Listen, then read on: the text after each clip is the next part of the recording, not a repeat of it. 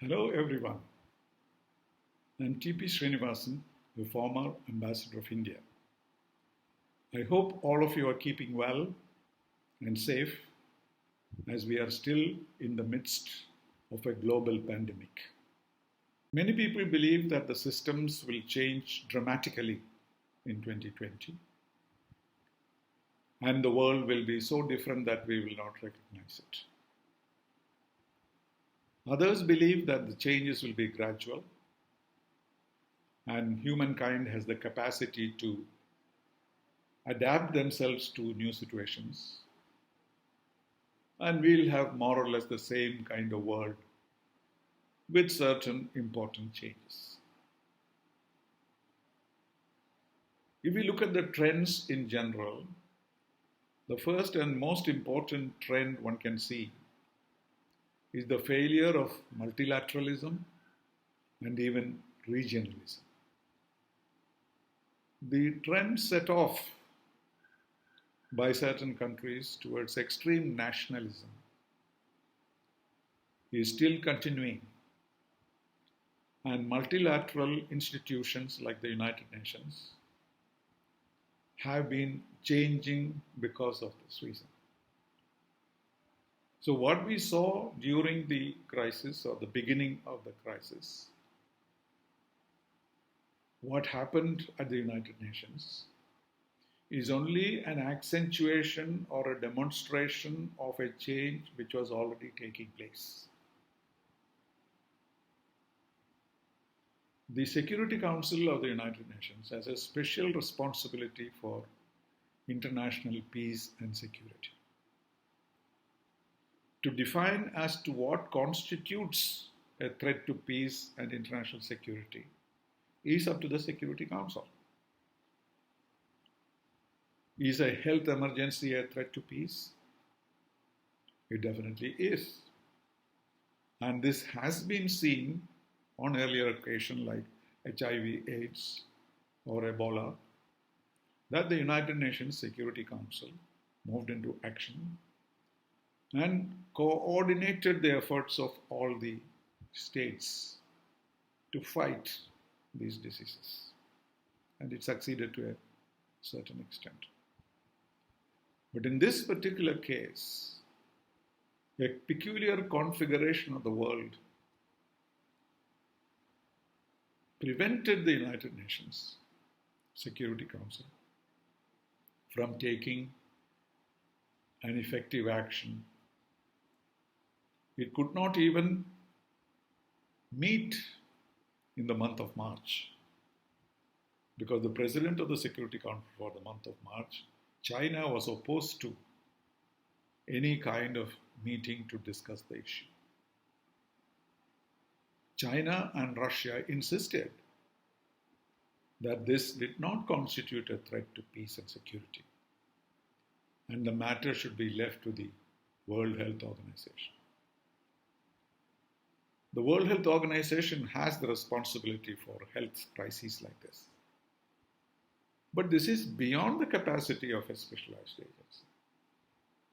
The whole UN system should have come into play, if necessary, by a decision within the Chapter 7 of the UN Charter. But the fact that the UN Security Council could not meet in March was a demonstration of the things to come.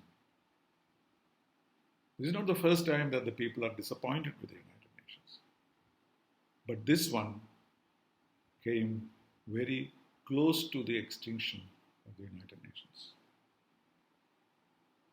Of course, the General Assembly passed a resolution, but the General Assembly resolutions do not have the mandatory nature. And therefore, there was really no action as such from the United Nations Security Council. Regional organizations.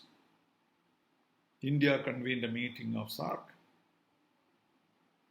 in the expectation that SAARC could perhaps be revived in the light of this crisis.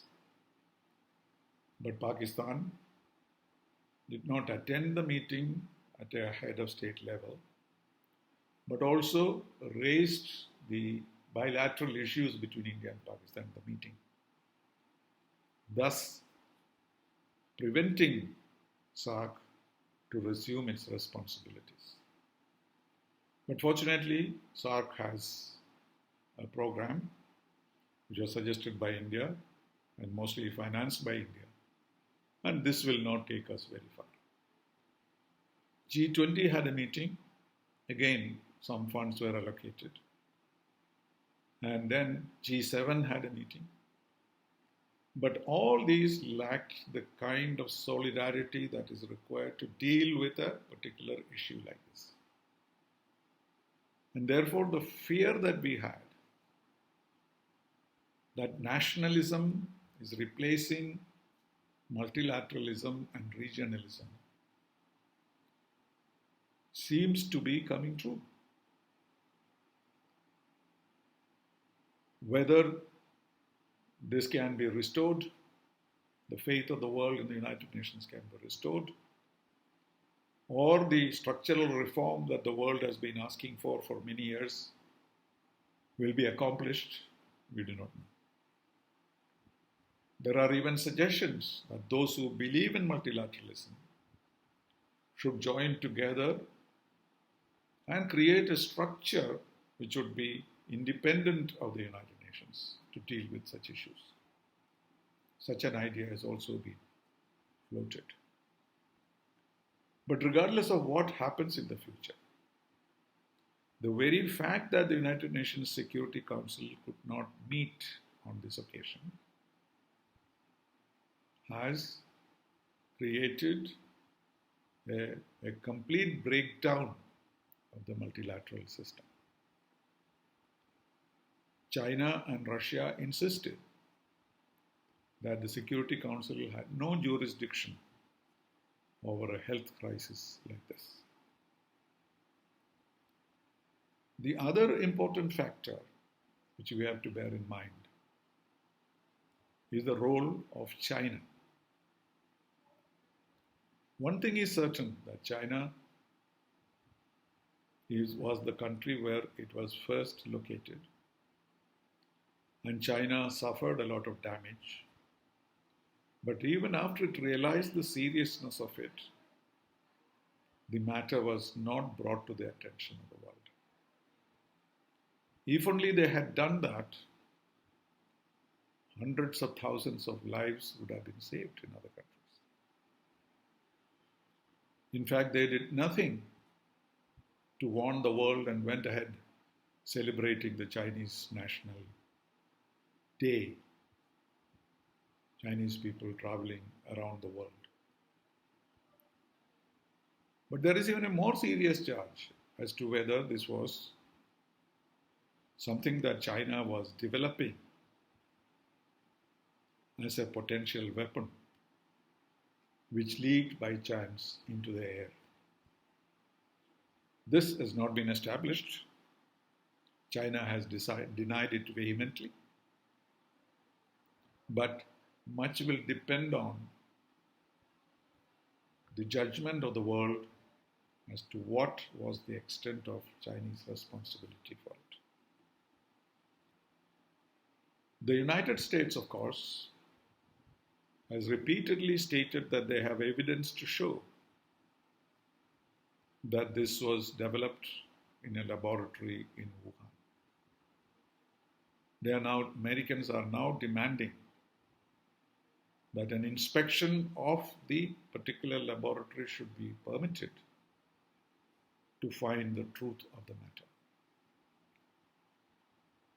But the Chinese have now revealed new facts. The number of deaths has been revised. They opened up their industries, normal kind of life in China. And they are not only securing their economic interests, but also opening up their industries, their supply chain for the world. They're also trying to reach help, medical and other help, to other countries of the world, whoever would like to make use of them. So, on the one hand, they are trying to secure their economic interests, and on the other, they are trying to secure their political interests in the rest of the world, hoping that China may be able to overcome the United States, overtake the United States in the new world order. We know that the United States is in deep trouble. It has not been able to control the virus. The loss of lives has been enormous. It is in a lockdown, but the president would like to open up the economy. But there is a grave danger in that case of more infections.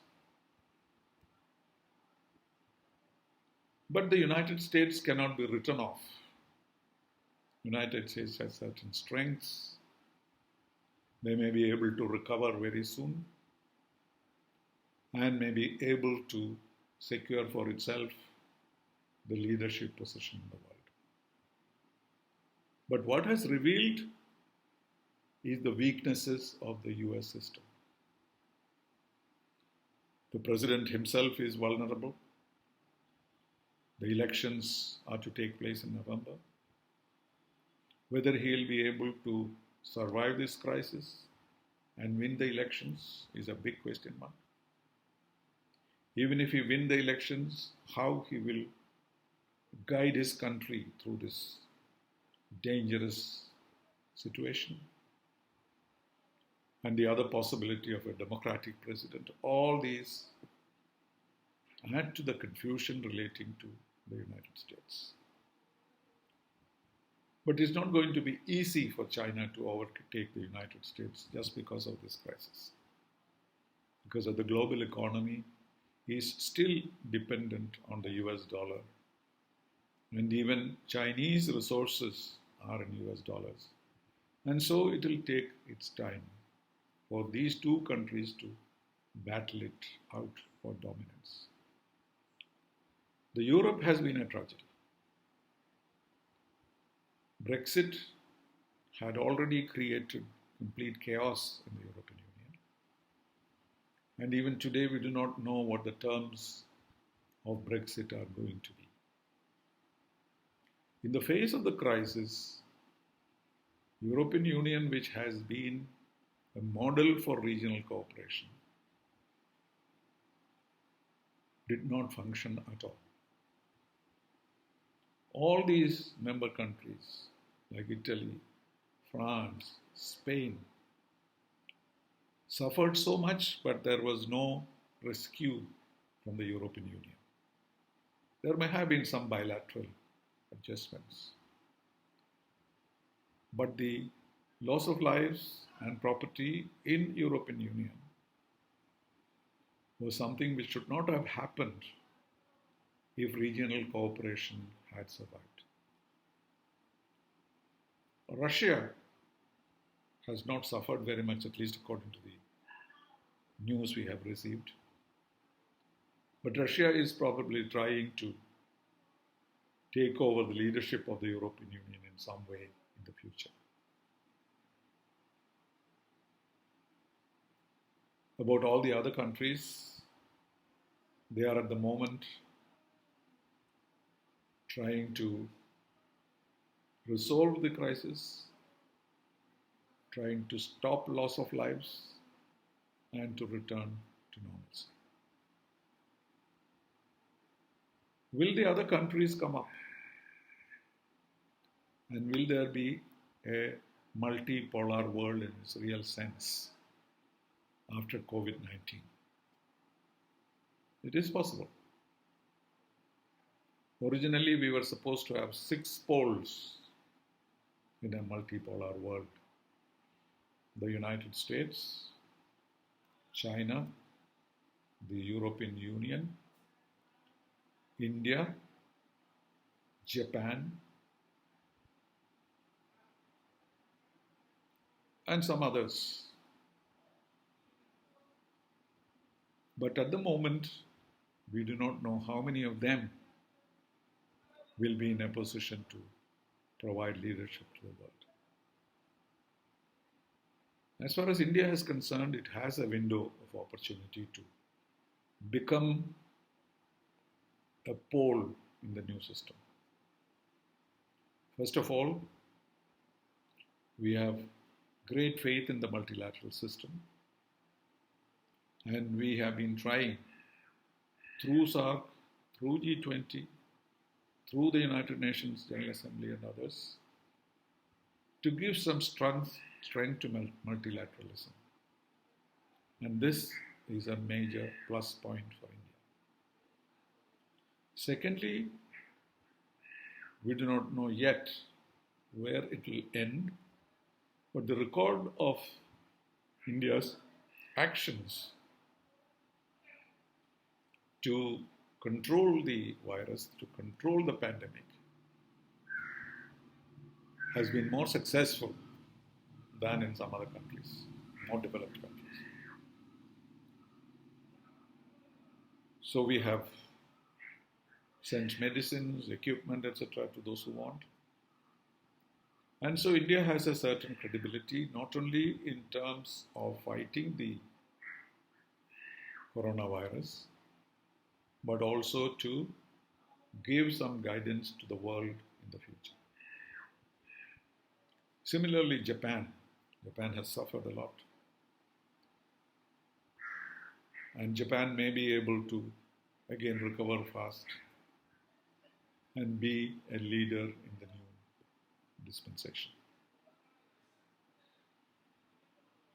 But all these do not lead to a clear picture.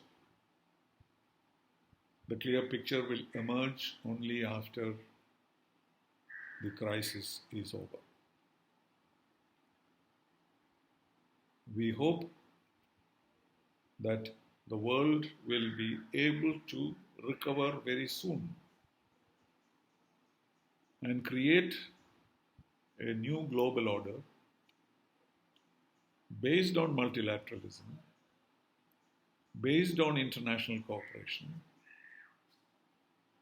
and not insisting that every country should be on its own in a new world. So we can hope and expect that the leaders of the world will come together as soon as possible after their preoccupations with the health crisis is over. And we may be able to have a new system based on the experience that we have just gained and on the needs and requirements of the future. Thank you very much.